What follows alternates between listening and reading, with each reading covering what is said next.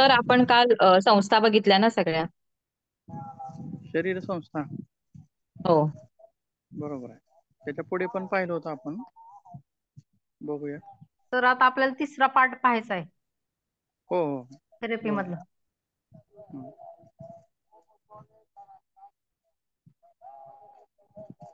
कालच्या तासामध्ये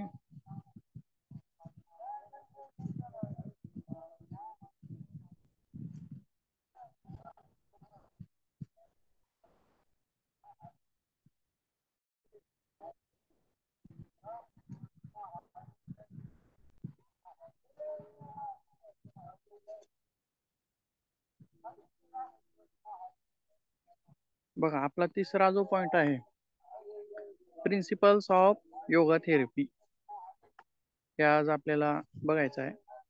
त्याच्यापूर्वी प्रिन्सिपल्स म्हणजे काय सांगू शकाल? तत्वे कशाला म्हणायचं?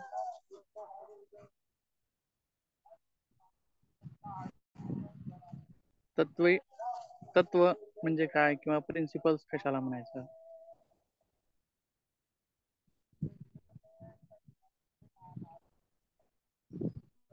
सांगू शकाल कोणी?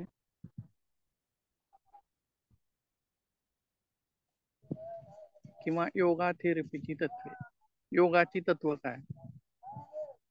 प्रत्येक गोष्टीची तत्व असतात आपापली.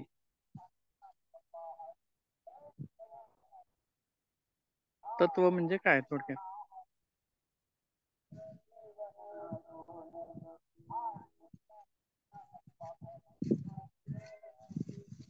जसं सांगता येईल तसं सांगा काहीतरी. तत्व म्हणजे त्याचे मूळ गुण सांगता येतील. हो मूळ बरोबर आहे. गुण किंवा एखादी गोष्ट ज्या आधारावर किंवा ज्या ज्या आधारावर त्या गोष्टी आहेत होतात, त्यांचं बेस चालतात. सांगता येईल. छान छान.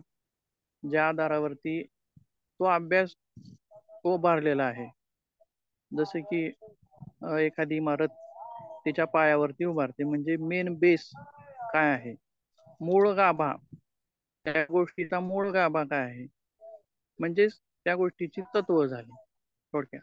आणखीन काय सांगता येईल का?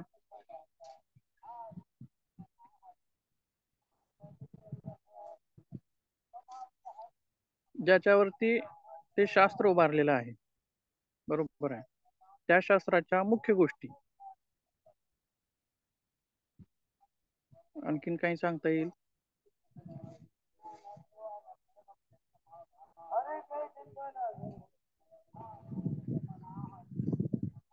किंवा इतर कुठल्या गोष्टीचं तत्व सांगता येतील का कोणते?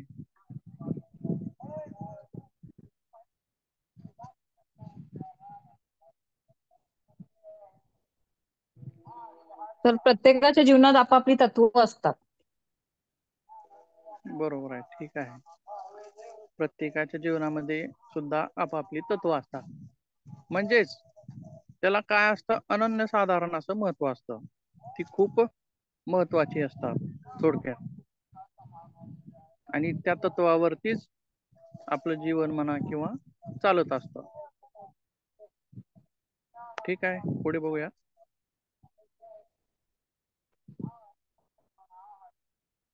तर योगा थेरपीची तत्व काय? योगाची तत्व सांगू शकाल का काय आहेत? नुसतं योगाची तत्व.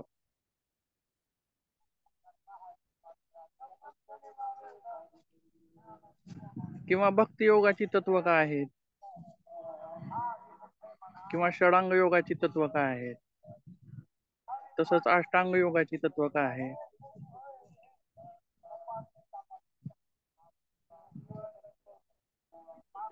योगाची तत्वे सर, सूक्ष्मकडून स्थूलकडे जाणे, म्हणजे ज्ञात गोष्टीकडून अज्ञात गोष्टीकडे जाणे किंवा मूर्तकडून अमूर्ताकडे जाणे. ठीक आहे, तो एक उद्देश झाला, मूर्ताकडून अमूर्ताकडे जाणे किंवा स्थूलाकडून सूक्ष्मकाकडे जाणे, तो उद्देश झाले. परंतु कशाच्या आधारावर जायचं? त्या याच्यामधील जी तत्व आहे त्या तत्वांच्या आधारावर, त्या तत्वांचं पालन करत जावं लागतं, मगच आपल्याला स्थूलाकडून सूक्ष्माकडे जाता येतं, अमूर्ताकडून अमूर्ताकडे जाता येतं. म्हणजेच ही तत्व मेन काय आहेत बघूया. अष्टांग योग जो आहे, अष्टांग योगातील जसं की यम, नियम, आसन, प्राणायाम हे 8 अंग आहेत. हीच त्या योगा योग दर्शनातील ही मूळ तत्व आहे. आलं का लक्षात?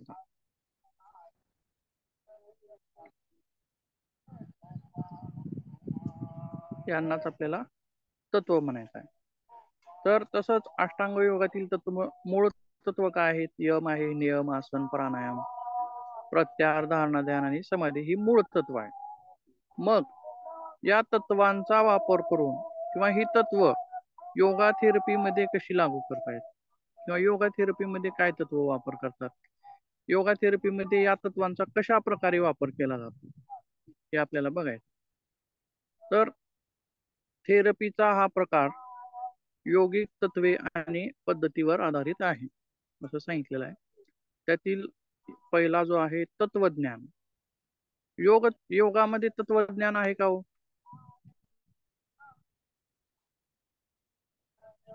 आहे सर. बघा, तत्वज्ञान शारीरिक मुद्रा, श्वासोश्वासाचे व्यायाम, ध्यान, विश्रांती आणि शुद्धीकरण या क्रिया आपण थेरपीमध्ये वापरतो. बरोबर आहे. या क्रियांचा वापर करून आपण थेरपी देतो. तर मग या क्रिया वापरण्यासाठी योगातील काय काय तत्व वापरतो आपण, मूळ तत्व काय आहे त्याच्यामध्ये? तर बघा, तत्वज्ञान हा जो प्रकार आहे त्यामध्ये काय काय येतं? यम आहेत, नियम आहेत आणि सकारात्मक विचार. बघा, आता एखाद्या कॅन्सरचा पेशंट आहे, बरोबर आहे, त्याला केमोथेरपी चालू आहे किंवा फिजिओथेरपी चालू आहे किंवा योगाभ्यास चालू आहे, एवढंच असून त्याला चालत नाही, तर आणखीन कशाची गरज आहे त्याला?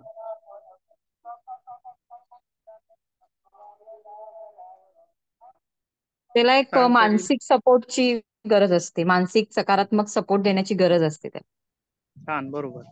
एखादा पेशंट आहे, त्याला आजारातून वर उठायचं असेल तर त्याच्या डोक्यामधला एक विचार असतो की बाबा मी या आजारातून उठू किंवा नाही, या आजारातून मी बरा होऊ का नाही, किंवा हा आजार मला सोडून जाईल का नाही, असा एका चिंतेमध्ये तो ग्रस्त असतो. तो कॅन्सरच असेल किंवा आणखीन कुठला आजार असेल, अगदी छोटा जरी आजार, अगदी छोट्या आजाराची जरी लक्षणं आपल्याला थोडे थोडे दिसायला लागले तर असं वाटतं की मला काहीतरी झालंय, काहीतरी मोठा आजार झालाय किंवा वेगळंच काहीतरी झालंय आणि हे दुरुस्त होतंय का नाही, असं वाटतं का हो? हो. हो बरेच सर. जणाला वाटत, बरेचदा असं वाटतं काहीतरी झालं तरी थोडं क्षुल्लक जरी आजार असला तरी वाटतं की आपल्याला काहीतरी वेगळं झालेलं आहे आणि हे लवकर दुरुस्त होतं का नाही की, आणि मला उगाच झालंय, हे होण्यापेक्षा दुसराच कुठला तरी आजार झाला असता तरी बरं झालं असतं, असं सुद्धा आपल्याला वाटत असतं. म्हणजेच मानसिक संतुलन तो व्यक्ती गमावत असतो. त्यासोबत एखाद्या आजारातून उठताना त्या व्यक्तीला फक्त औषधोपचारच मदत करतात असं नाही, तर एखादी गोष्ट आपण ऐकलेली असेल बघा, एक व्यक्ती डॉक्टरकडे जातो आणि मला असं असं होतंय, तर त्या डॉक्टरकडे ती गोळी उपलब्ध नव्हती, परंतु त्या डॉक्टरनं म्हणलं की बाबा ही गोळी खावा आणि सकाळपर्यंत तुमचं हे असं पोट दुखायचं कमी होऊन जाईल. तर अक्षरशः तसं दिसून सुद्धा आलं, परंतु गोळी पोटदुखीची नव्हती, मल्टीव्हिटॅमिनची गोळी होती. तर मग त्याच्यामध्ये काय दिसून आलो, कशाचा प्रभाव दिसून आला? टॅबलेटचा दिसून आला का? नाही सर. टॅबलेटचा प्रभाव दिसून नाही आला, तर त्याच्यामध्ये त्याच्या मनाचा प्रभाव दिसून आला. त्याच्या मनाची ताकद, काय झाली की बाबा मी डॉक्टरकडे गेलो होतो आणि डॉक्टरांनी मला पोटदुखी कमी व्हायची गोळी दिली आणि मी खाल्लोय आणि थोड्याच वेळामध्ये माझं पोट दुखायचं कमी होणार आहे असं त्याची धारणा झाली, आणि हीच धारणा एका औषधाचं रूप धारण केली. बरोबर आहे. आणि त्याच्या मनातील बघा एक एक विकार छोटेच असतात, पण मनामध्ये त्यांचं स्वरूप खूप मोठं होऊन बसतं. बघा असं पण आहे, बघितले का कधी? विकार छोटाच आहे पण मनामध्ये मात्र त्यानं मोठं स्वरूप धारण केले. कमी छोटेसे उपचार घेऊन सुद्धा तो बरा होणार आहे, परंतु मनामध्ये मोठा होऊन बसल्यामुळं तो पटकन जात नाही, असं सुद्धा होतं. मग त्यासाठी कशाची गरज आहे हो? अशा व्यक्तीला समुपदेशनाची गरज आहे. थोडक्यात आता कॅन्सरचा पेशंट असेल किंवा स्लीप डिस्कचा पेशंट असेल, तो म्हणतो लहान वयातच माझ्या कमरेचा त्रास होतोय, माझं पूर्ण आयुष्य पुढे पडलेलं आहे, तर मी जगायचं कसं? आपल्याला वजन उचलायचं नाही, वाकायचं नाही, काही काम करायचं नाही, तर मग आपण जगायचं कसं? किंवा काम काय करायचं? काम न करता पोट भरतं का? अशा गोष्टी त्याच्या मनामध्ये भेडसावत असतात. मग जीवन जगताना त्याच्या मनामध्ये उदासीनता, नैराश्य अशा गोष्टी स्थान घेतात आणि तो एक प्रकारचं उदासीन जीवन जगायला चालू करतो. मग त्यासाठी काय गरजेचं आहे?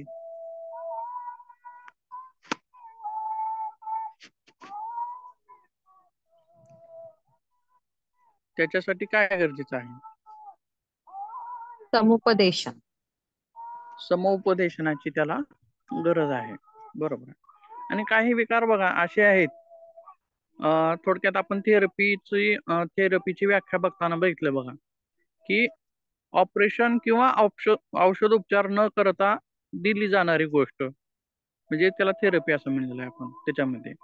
मग औषध उपचार तर द्यायचेच नाहीत, पण इतर गोष्टींचा वापर करून तो विकार दूर करायचा आहे. तसंच त्यासोबत सकारात्मक विचार सुद्धा त्यासाठी खूप गरजेचे आहेत, बरोबर आहे. की बाबा हा रोग छोटासा आहे आणि याच्यातून मी परत पूर्ववत होणार आहे, हा रोग मला सोडून जाणार आहे आणि आपण त्या रोगाला धरून बसायचं नाही. आपण जर त्या रोगाला धरून बसलं तर तो परत आपल्याला भीती दाखवणार आहे, बरोबर आहे. तर त्याच्याकडे दुर्लक्ष करणं.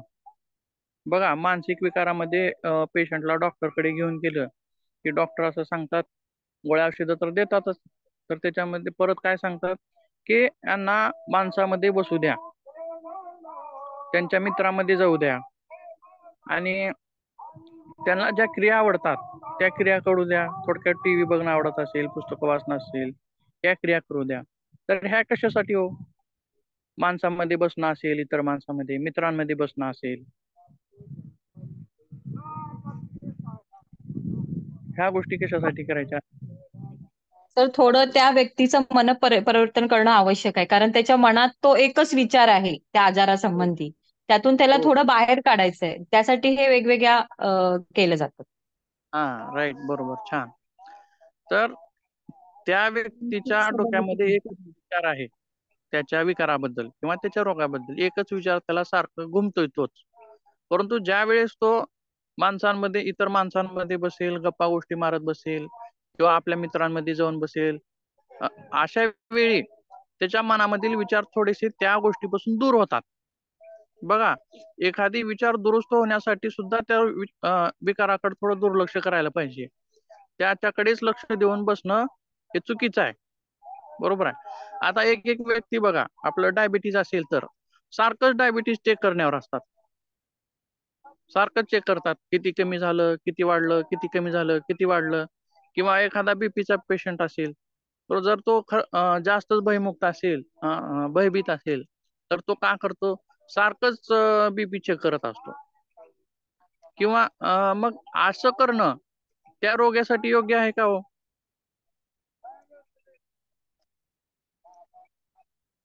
नाही. किंवा एखादा लठ्ठपणाचा असेल व्यक्ती, तर तो रोजच व्यायाम करतोय, रोजच त्याचं वजन बघतोय, रोजच व्यायाम करतोय किंवा दिवसातून 2-3 वेळेस वजन बघतोय, हे त्याच्यासाठी योग्य आहे का? तर योग्य नाही. कारण कोणतीही चिकित्सा पद्धती असेल, ॲलोपॅथी असेल, आयुर्वेद असेल, योग असेल किंवा आणखीन कुठली असेल, तर ती चिकित्सा पद्धती काम करण्यासाठी वेळ लागतो आणि काही वेळ गेल्यानंतर त्याच्यामध्ये बदल दिसून येतात.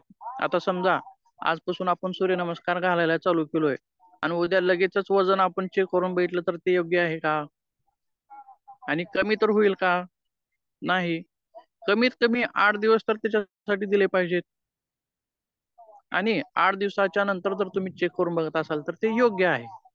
बरोबर आहे. कारण सूर्यनमस्काराला काम करण्यासाठी वेळ लागतो.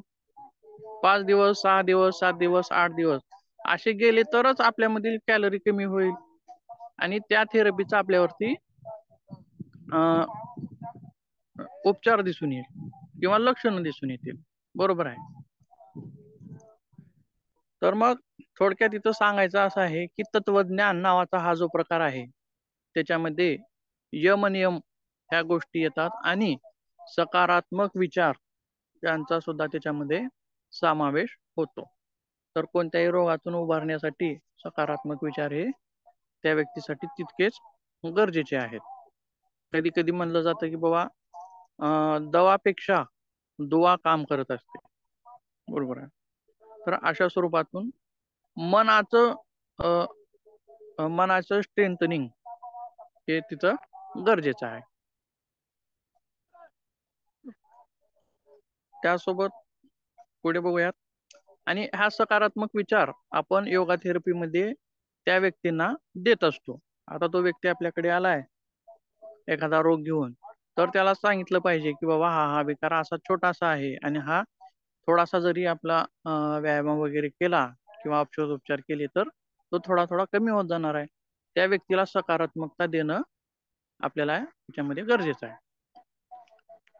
तर पुढे बघूयात शारीरिक मुद्रा आणि हालचाली. योगा थेरपीमध्ये आपण काय वापरतो? शारीरिक मुद्रा वापरतो आणि हालचाली वापरतो. यालाच काय म्हणलेलं आहे? हे कोणतं तत्व आहे योगामधलं? शारीरिक हालचालीचं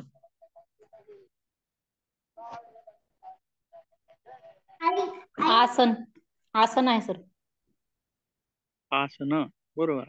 आसन आणि सूक्ष्म व्यायाम ही जी तत्व आहेत त्याच्यामध्ये शारीरिक मुद्रा म्हणजेच आसनं, वेगवेगळी आसनं देऊन आपण रोग दूर करण्याचा प्रयत्न करत असतो. आणि त्यासोबत हालचाली म्हणजेच सूक्ष्म व्यायाम, वेगवेगळे सूक्ष्म व्यायाम करून सुद्धा आपण त्या रोगामध्ये उपचार करण्याचा प्रयत्न करत असतो.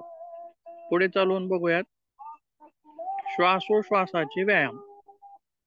याला काय म्हणायचं आहे मग? प्राणायाम. याला म्हणायचं आहे प्राणायाम. तत्व काय आहे? श्वासोश्वासाचे व्यायाम म्हणजेच प्राणायामाचा अभ्यास त्या ठिकाणी लागू करायचा आहे. त्यासोबत ध्यान आणि विश्रांती. बघा, एक कोणताही रोग असेल तर त्याला दुरुस्त होण्यासाठी विश्रांतीची खूप गरज असते. आणि ते तत्व आपल्याला कशामधून साध्य करता येईल? तर ध्यान आणि धारणेमधून साध्य करता येईल. याच्यातून त्याच्या मनाला आणि शरीराला अधिक विश्रांती देण्याचा प्रयत्न आपल्याला करता येतो. बरोबर आहे. शरीरातून रोग काढण्यासाठी औषधोपचार जितके गरजेचे आहेत त्यासोबत तितकाच गरजेचं काय आहे तर विश्रांती सुद्धा गरजेची आहे. आणि आता समजा सर्दी ताप जरी झाली तरी डॉक्टर सांगतात की बाबा विश्रांती करा.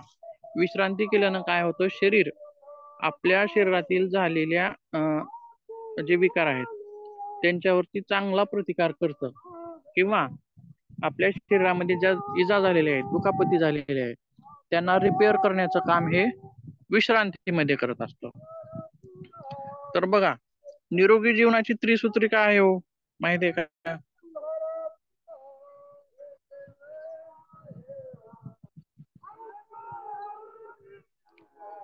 योग्य आहार. योग्य आहार सर. हा.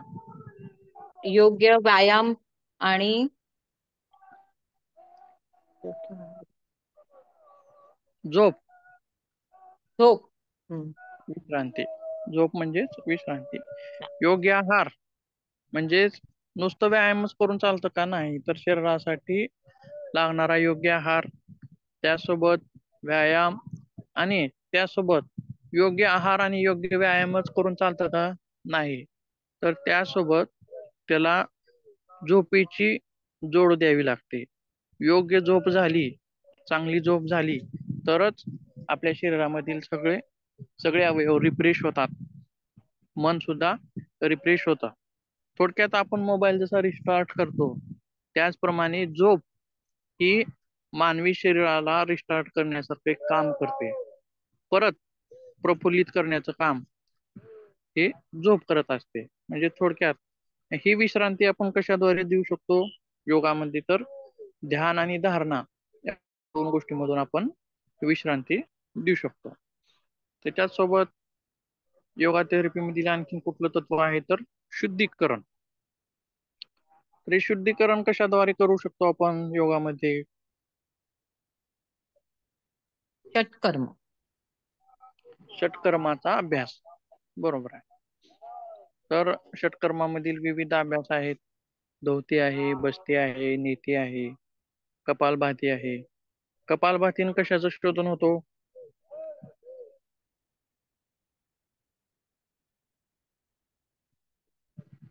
काय सर? कपालभातीन कशाचं शोधन होतं?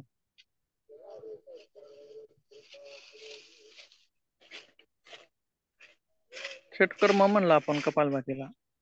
आणि षटकर्म म्हणजेच शुद्धीकरणाच्या क्रिया. कफ दोषाचं. कफ दोष. तसेच कपाल शोधन सुद्धा त्याला म्हणलेला आहे. काय म्हणलेला आहे? त्याचा अर्थच काय आहे? कपाल भाती. कपालभाती. कपाल म्हणजे कपाळ आपलं, भाती म्हणजे ओठ, चमकणे. तेज. आणि नेतीनं शुद्धीकरण कशाचं केलं जातं? जलनेती असेल किंवा सूत्रनेती असेल. तर जलनेतीने नासामार्ग आपला जो असतो त्याचं नासिका शुद्धीकरण. मार्गाचं शोधन, बरोबर आहे. नासिका मार्गाचं शोधन करून आपले नाकाशी निगडीत विकार असतील किंवा श्वसन संस्थेशी निगडीत, त्याच्यामध्ये श्वसन संस्थेमध्ये पण दोन भाग होतात बघा, अप्पर रेस्पिरेटरी सिस्टीम आणि लोअर. लोअर मध्ये काय येतं? फुफ्फुसे येतात, श्वासनलिका फुफ्फुस. आणि अप्पर मध्ये काय येतं तर दोन नाकपुड्या, म्हणजे तोंडाकडचा भाग, तोंडातला भाग. दोन नाकपुड्या, घशाचा भाग हा अप्पर रेस्पिरेटरी सिस्टीम मध्ये येतो. आणि त्याचं शोधन आपण कशाद्वारे करत असतो तर जलनेती किंवा सूत्रनेती. तर हे तत्व, शुद्धीकरणाचे हे तत्व वापरून सुद्धा आपण विकारांना दूर करण्याचा प्रयत्न करत असतो. त्यासोबत धोती, जलदेवती किंवा वस्त्रधोती ही कशाचं शोधन करते?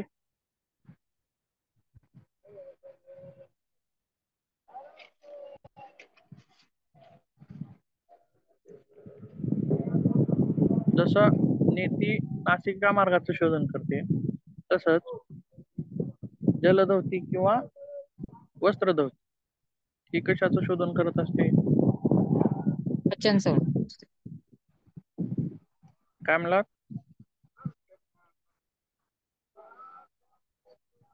पचन संस्था. हो सर, अन्ननलिका, पचन संस्थेचं. अन्ननलिका अन्न वगैरे. अन्ननलिकेची सफाई. त्यासोबत जठर, आपण ज्यावेळेस वमन, बरोबर आहे, गुणगुण थोडस कोमट पाणी, थोडस सेंधव मीठ टाकून आपण ते पोट भरून पितो. म्हणजे पिलेलं पाणी कुठं जातं? पूर्ण आपल्या पोटामध्ये जातं. आणि परत ओपून काढतो. म्हणजे शुद्धीकरण कशाचं झालं? पोटाचं पण झालं, बरोबर आहे. आणि त्यासोबत म्हणजे जठराचं पण शोधन झालं आणि अन्ननलिकेचं पण शोधन झालं. आणि हा शोधनाचा अभ्यास देऊन आपण बरेच विकार त्यामध्ये दूर करू शकतो. थोडक्यात पित्ताचा त्रास असेल, असे विकार असतील, किंवा मंदाग्नीचा त्रास असेल. मंदाग्नी म्हणजेच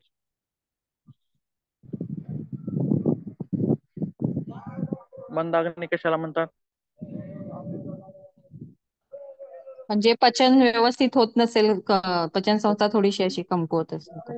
संस्था कमकुवत असेल तर पित्ताला आर्थिक म्हणतात का? संस्था जलदगती दिली जाते, जेणेकरून जठराग्नी तीव्र होते आणि पचनाचं चांगलं व्यवस्थित पचन होतं अन्नाचं. म्हणजेच ही कर्म कशामध्ये आले? षटकर्मामध्ये. यालाच थेरपीमध्ये आपण काय म्हणलेलं आहे? शुद्धीकरण क्रिया. त्यासोबत बस्तीच्या क्रिया सुद्धा देतात.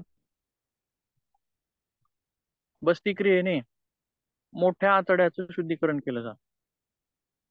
आणि मोठं आतडं कोणत्या संस्थेमध्ये सामील होतो? कालच आपण पाहिले.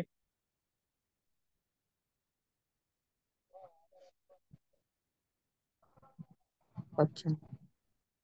मोठं आतडं हे पचन संस्थेमध्ये नाही तर उत्सर्जन संस्थेमध्ये सामील होतं. बरोबर आहे. आपण खाल्लेल्या अन्नाचं अपचित भाग ते बाहेर काढण्याचं काम हे कोण करतं? तर उत्सर्जन संस्था करते. आणि त्याच्यामध्ये मुख्य कार्य हे मोठ्या आतड्याचं असतं. आणि ॲनस, तर याच्यासाठी शुद्धिक्रिया कोणती आहे? तर बस्ती, जलबस्ती. बरोबर आहे.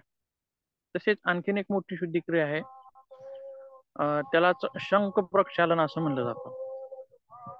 आणि ह्या शंख प्रक्षालन क्रियेमध्ये पूर्ण पाणी पिऊन गुदद्वाराद्वारे त्याला बाहेर काढायचं असतं. म्हणजे थोडक्यात याच्यामध्ये सहभागी कोण कोण होतो? तोंड सहभागी होतं, अन्ननलिका सहभागी होते, जठर सहभागी होतं, लहान आतडी सहभागी होतात, मोठ्या आतडी सहभागी होतात.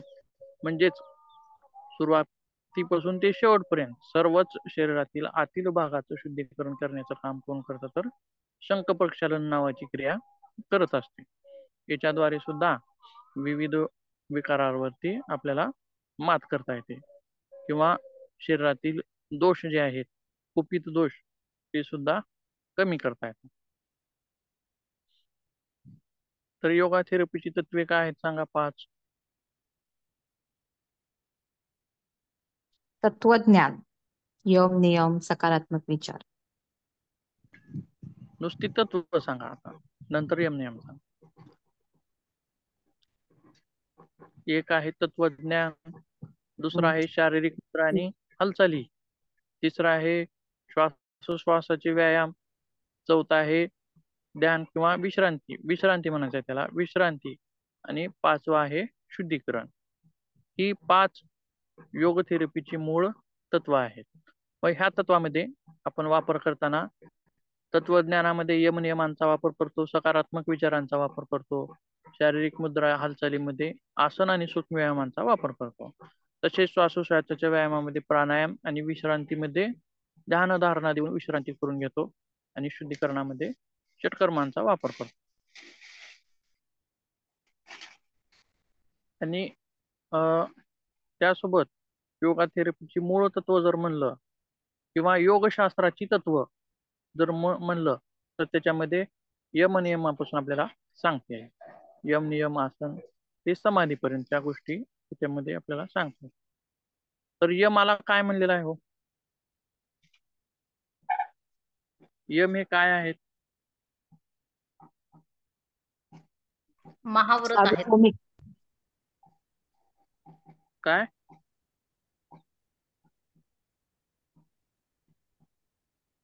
एक एक जण सांगा.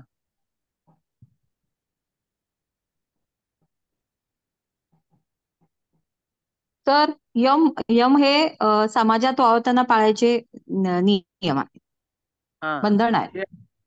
हे अपेक्षित उत्तर होतं. तर यम काय आहे? तर समाजामध्ये पाळावायचे नियम आहेत. आणि नियम काय आहेत? वैयक्तिक जीवनामध्ये पाळावयाचे बंधन म्हणजे नियम. बरोबर आहे. वैयक्तिक जीवनामध्ये पाळण्यासाठी जे आहेत त्यांना आपल्याला नियम म्हणायचे. तर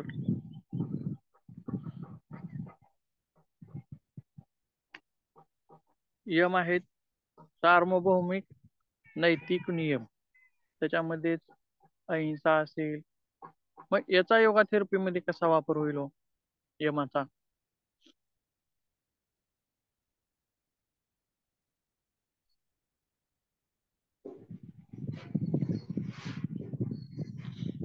यमामध्ये काय काय आहे? अहिंसा, सत्य, अस्तेय, ब्रह्मचर्य, अपरिग्रह. बरोबर आहे. तर याचा कसा वापर होईल योगा थेरपीमध्ये? अहिंसेचा कसा होईल? त्यालाच खाली म्हणलेला आहे बघा, अहिंसेला. रागापासून रागापासून असणे म्हणजेच अहिंसा. अहिंसा कधी घडते? रागात असलं की, हिंसा हिंसा कधी घडते? तर ती रागात व्यक्ती असलं की. रागामध्ये आली तर हिंसा घडते. बरोबर आहे. तर रागापासून मुक्त असणे हे सुद्धा तितकंच गरजेचं आहे. याचा वापर कशामध्ये होईल?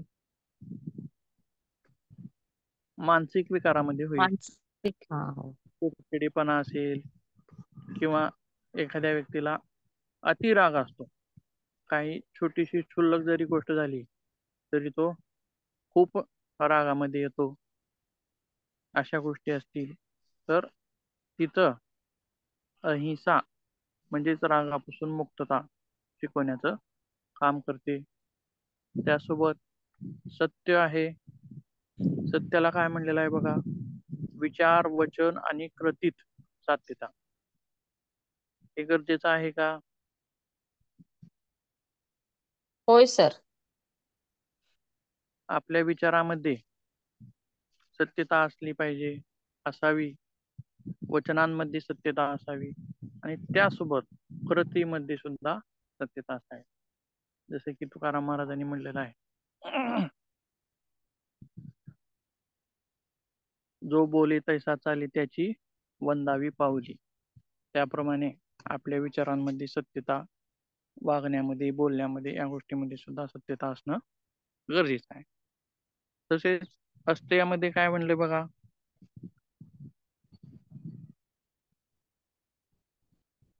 विश्वासाचा भंग. म्हणजेच काय हो, काय सांगता येईल? अस्तेय काय?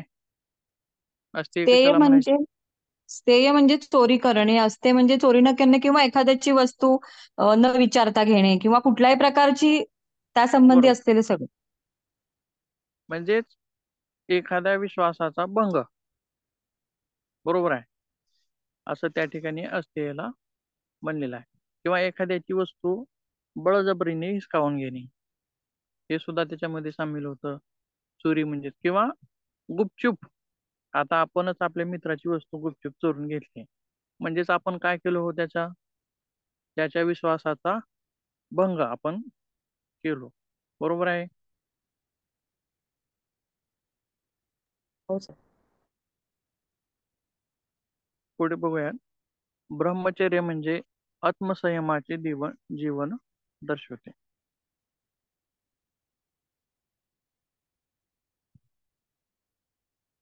त्यासोबत अपरिग्रह, अतिरिक्त इच्छा.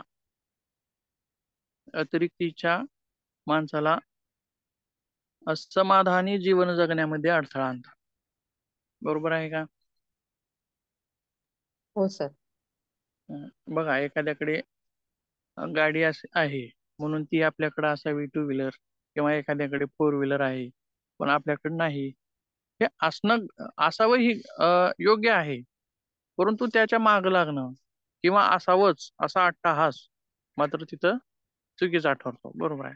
जीवन जगताना उच्च, आपल्यापेक्षा मोठ्याकडे नाही तर आपल्यापेक्षा लहानाकडे बघून जगलं तरच आपण आनंदी जीवन जगू शकतो. बरोबर आहे. आ- आपण फोर व्हीलर मध्ये फिरतोय, तर जो टू व्हीलर वरती फिरतोय त्याच्याकडे बघून जगलं तर आपण समाधानी जीवन जगू शकतो. जर आपण मोठी स्वप्न म्हणजेच अतिरिक्त स्वप्न ही चुकीची आहे. स्वप्न असणं चांगलं आहे, आपल्याकडे पण फोर व्हीलर असावी, आपण पण त्याच्यासाठी कष्ट करावं, घ्यावं आपण, ते योग्य आहे. परंतु अतिरिक्त इच्छा, जबरीच्या इच्छा मात्र आपल्याला जीवन आनंदी जगताना तिथं अडथळे आणतात.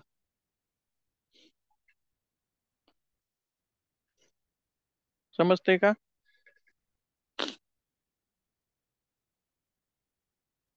हो सर. ठीक आहे. हा झाला अपरिग्रहाचा भाग. त्यासोबत नियमामधील ही 5 तत्व झाली. यमामधील ही 5 तत्व झाली. त्याच्या पुढे आहे नियम. आता हे मात्र स्वतःसाठी पाळावायचे आहे. जसे की यम सार्वभौमिक आहेत, नीतीनं नियमानं वागण्यासाठी आहेत. तसंच स्वतःसाठी काय काय आहेत?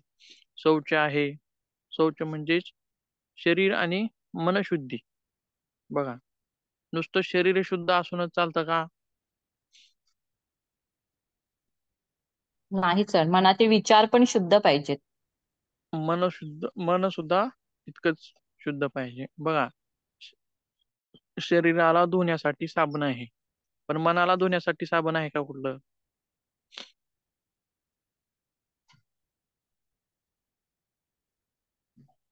शरीराला आपण रोजच धुतो साबण लावून, स्वच्छ करतो. पण मनाची शुद्धी कसं करायचं, कशानं करायचं सांग?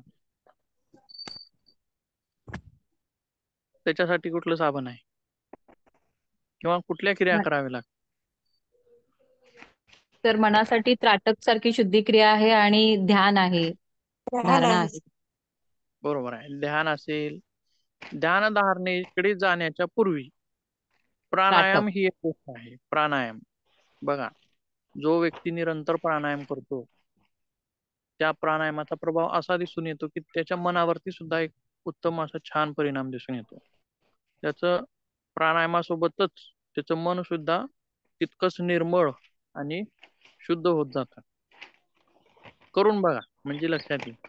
ज्यावेळी आपण 2 महिने, 1 महिना, 2 महिने, 3 महिने प्राणायामाचा अभ्यास करू, त्यावेळेस मन आपोआपच शुद्ध व्हायला लागतं. बघा, एखादा व्यसनी व्यक्ती आहे, तो दारू पितोय तो जास्तच. अशा व्यक्तीला एक 3 महिन्याचा प्राणायामाचा अभ्यास देऊन बघा, तर त्याचं मन आपोआपच परिवर्तन होऊ शकतं, परिवर्तनामध्ये जातं. तेवढी त्याच्या मनाची पात्रता असते. बघा, अशा व्यसनी व्यक्तीला सांगून जमतं का हो? ऐकतात का ते लोक? त्याला पण माहित असतं किंवा तंबाखूची पुडी असेल, गुटख्याची पुडी असेल, त्याच्यावरती तर खूप घाणेरडी चित्र असतात. कॅन्सर झालेले, गाठी फुटलेले, घाण चित्र असतात. त्यासोबत त्याच्यावरती सुद्धा लिहिलेलं असतं की खतरा आहे. तरी पण लोक काय करतात? खातात. म्हणजे व्यसनी व्यक्तीला सांगून चालत नाही. त्याला माहित आहे हे धोक्याचं आहे, हे आपल्या शरीरासाठी चांगलं नाही, सुपारी खाल्ल्याने कॅन्सर होऊ शकतो, हे सगळंच माहित आहे त्याला. पण तो ते खाण्याचं सोडतोय का?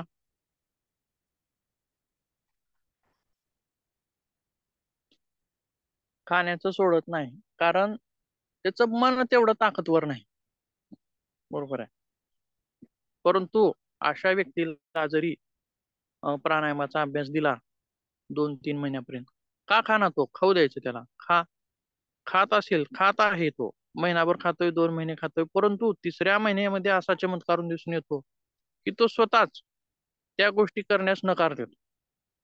कारण त्याच्या मनाची तेवढी ताकद वाढते किंवा त्याच्या मनामध्ये पवित्र विचार, चांगले विचार, सुंदर विचार हे किंवा त्याच्या मनाचं मन परिवर्तन, ह्या गोष्टी प्राणायामानं सुद्धा घडून येतात. आणि जोपर्यंत प्राणायाम होत नाही, तोपर्यंत आपल्याला धारणा, ध्यान आणि समाधी या 3 गोष्टीकडे जाता येत नाही. स्टेप्सच तशा आहेत. बघा कशा आहेत. यम, नियम, एक पायऱ्या आहेत. एक पायरी चढतच आपल्याला ध्यान आणि धारणेकडे जायचं आहे. आता समजा काही ठिकाणी बघा ध्यानाचे क्लासेस असतात. ध्यान शिकवतात तिथं. मग ही अष्टांग योगातील ध्यान किती नंबरला आहे?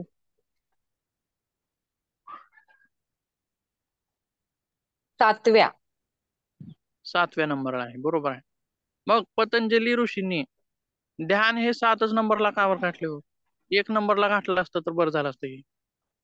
किंवा समाधी जी लास्टची आहे, त्या समाधीला पहिल्यांदा घातलं असतं तर बरं झालं असतं किंवा दुसऱ्यांदा घातलं असतं तर बरं झालं असतं किंवा तिसऱ्यांदा घातलं असतं तर बरं झालं असतं. परंतु असं का नाही केलं?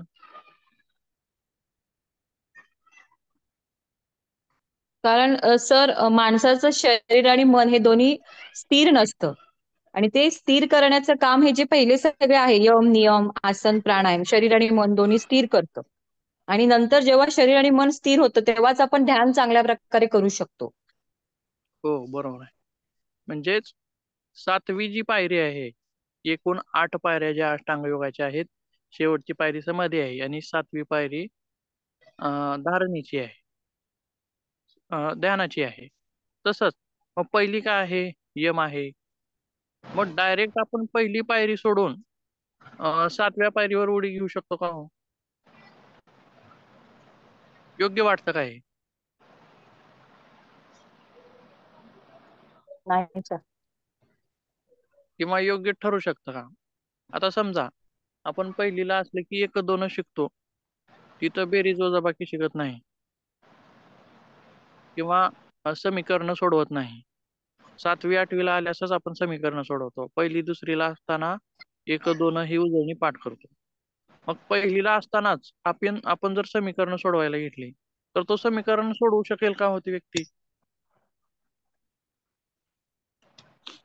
नाही. सोडवू शकणार नाही. बरोबर आहे. तसंच डायरेक्टली ध्यानाचे क्लासेस म्हणजे ते तितकंसं योग्य नाही. आपल्याला अगोदर असं नियम आसनानं काय होतं, शरीराची शुद्धी होते आणि प्राणायामानं काय होतं तर मनाची शुद्धी होते. मनाची शुद्धी झाल्यानंतर मन स्थिर व्हायला लागतं, म्हणजेच प्रत्याहाराकडे वळतं आणि प्रत्याहार व्हायला लागला म्हणजेच धारणा, ध्यान या गोष्टी शक्य होत जातात. बरोबर आहे. तर कोणता भाग बघत होता आपण? शौच, शरीर आणि मन शुद्धी याच्यासाठी हे एक योगा थेरपीचं तत्व आहे. याचा वापर करून आपण रोग्यावरती उपचार करू शकतो. तसेच पुढचा भाग बघा काय आहे? संतोष. त्यालाच म्हणलेलं आहे तृप्ती किंवा परमानंद. मागे एक इंस्टाग्रामला रील्स व्हायरल होत होती बघा, गाणं होतं त्याच्यामध्ये, माहित आहे का? अं,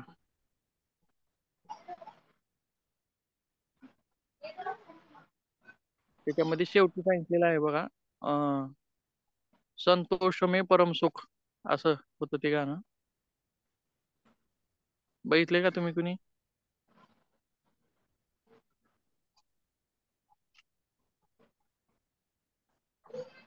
किंवा नाही अगोदर सर. सुखी कोण म्हणलेला आहे त्याच्यामध्ये?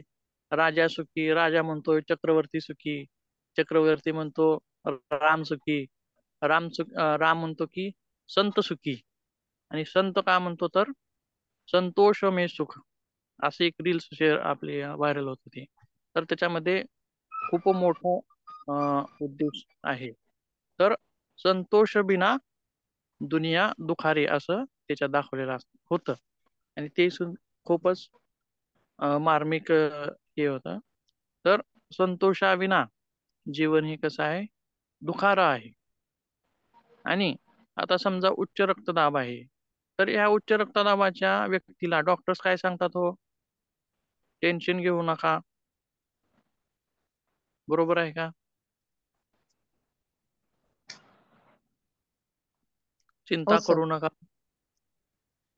अशा गोष्टी सांगतात. आणि त्यावेळी अशा व्यक्तींना कशाची गरज आहे तर संतोषाची गरज आहे. बरोबर आहे. जे होतंय, जे घडतंय किंवा जे वाईट घडलंय, तो एक आपल्या जीवनातील एक भाग आहे. थोडासा भाग वाईट गेला म्हणून काय पूर्ण आयुष्यच वाईट जाणार नाही. असं आपल्याला तिथं थांबायचं नाही, तर पुढं चालायचं आहे. म्हणजेच संतोषाचा वापर आपल्याला कुठं करता येईल तर उच्च रक्तदाबाचे लोक असतील किंवा मानसिक विकाराची व्यक्ती असतील, ताणतणावाच्या व्यक्ती असतील, याच्यामध्ये आपल्याला त्याचा वापर दिसून येतो किंवा करता येतो. त्याच्यासोबत तप आहे. ते काय म्हणले तर ध्येय प्राप्तीसाठी आटोकाट प्रयत्न करणे. त्याच्या पुढे आहे स्वाध्याय, दैनंदिन वाचन, वाचनातून जीवन घडतं. आणि त्यासोबत पुढे सांगितलेलं आहे ईश्वर प्रणिधान, आपल्या कृती आणि इच्छेचे देवाला समर्पण. भागवतामधील एक गीतेमधील एक श्लोक आहे बघा, माहित आहे का? कर्मयोगाचा. तर ईश्वरानं काय सांगितलेलं आहे? कर्म करण्यामध्येच आपलं अधिकार आहे. फळामध्ये आहे का त्या कर्माच्या?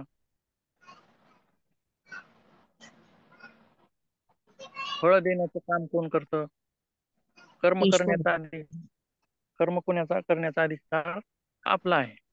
पण त्याचं फळ चांगलं मिळणं किंवा वाईट मिळणं हे ईश्वराचं काम आहे, असं त्याच्यामध्ये सांगितलेलं आहे. तर जीवन जगताना ह्या गोष्टी तितक्याच महत्वाच्या आहेत. बऱ्याच गोष्टी आपण करतो, परंतु त्याचा आपल्याला चांगला रिझल्ट येत नाही किंवा वाईट येतो. तर अशा वेळी आपल्याला मात्र तिथं खचून जायचं नाही. आपले कर्म आणि आपल्या इच्छा यांचं समर्पण परमेश्वराला करायचं आणि तो ज्या पद्धतीनं फळ देतोय ती आपल्याला स्वीकार करायचा, किंवा हे असंच का झालं मयूर किंवा इकडे रे. तसंच का झालं याच्यावरती विचार करत मनीष इकडे. बसायचं. तर ही झाली आपली योगा थेरपी मधील तत्वे.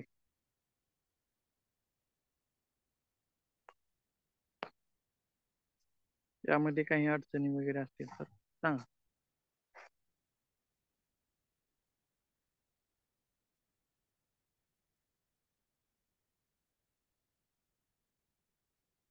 कालच्या नोट्स मिळाल्या का तुम्हाला? हो सर मिळालं. योगा